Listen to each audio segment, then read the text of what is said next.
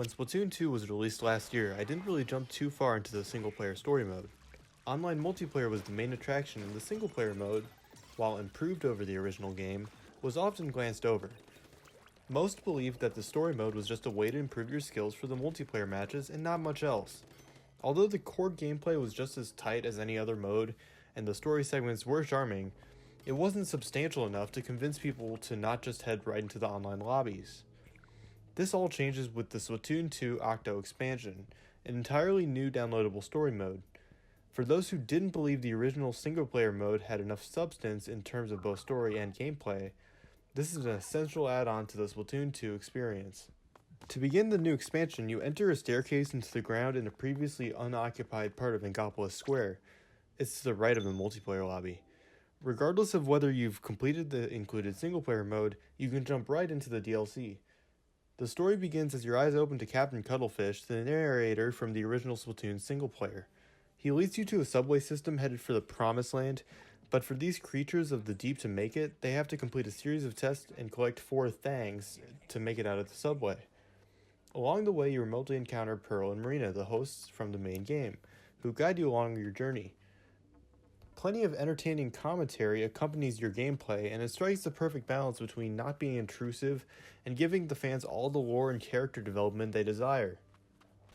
Your first test is a one-on-one battle with a CPU Octoling, which feels similar to playing the traditional multiplayer Splatoon gameplay. Following this, however, is an intense variety in gameplay styles. There's levels where you push a ball to a goal, shoot targets, jump on bounce pads, avoid petals of ink from enemies, and much more. Challenges that you think would be easy find ways to really test your skills. For example, one level featured fast appearing targets that disappear just as fast, so you have to have rapid fire skills. Some of the bosses are brutal and will test your combat skills. This diversity of style, combined with much faster pacing than the standard single player fare, makes for an interesting and engaging package. No matter what your favorite style of play is, it's likely showcased here. Completing levels unlocks mem cakes, a colorful little collectible resembling a Splatoon character. Each test costs a certain amount of CQ points, but the currency is earned fast enough that it's not really an issue. If it ever gets problematic, the game allows you to go in debt. As far as the rewards go, none of them actually affect the multiplayer mode except the ability to play as an Octoling upon completion of the expansion. A purely visual novelty. While difficult at times, this expansion caters to both novices and experienced players alike. Many stages give you a choice in which weapon to use. Some weapons make the stages easier in exchange for less payoff at the end. I really appreciated this as it made more difficult stages easier to accomplish and offers additional challenges for completionists.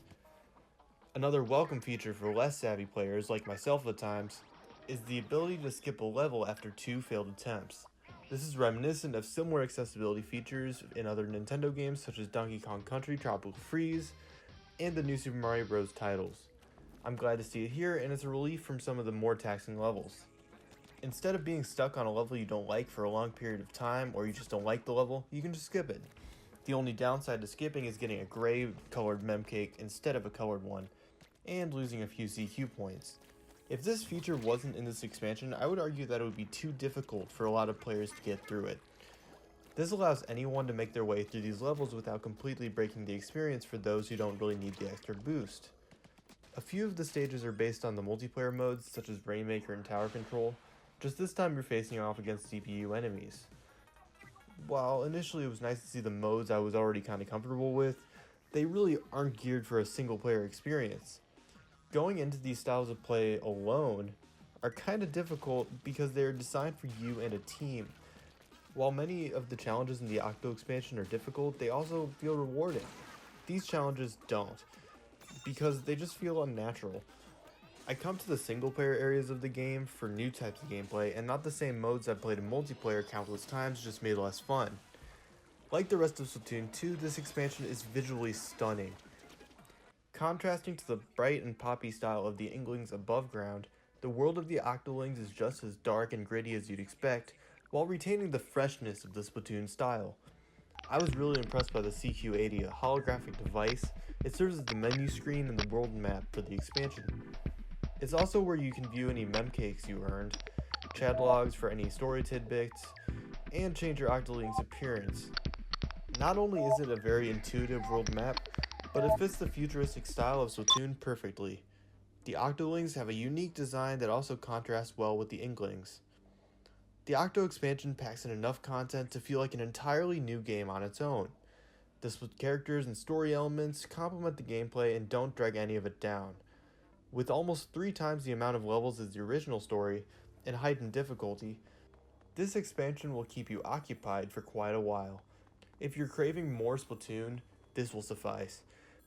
Other than a few less than inspiring levels that you'll thankfully move through quickly or just skip, this is a worthwhile break from the multiplayer modes we've been playing through since Splatoon 2's launch. Even if you've never touched the original campaign, now is a great time to enjoy the single player Splatoon experience.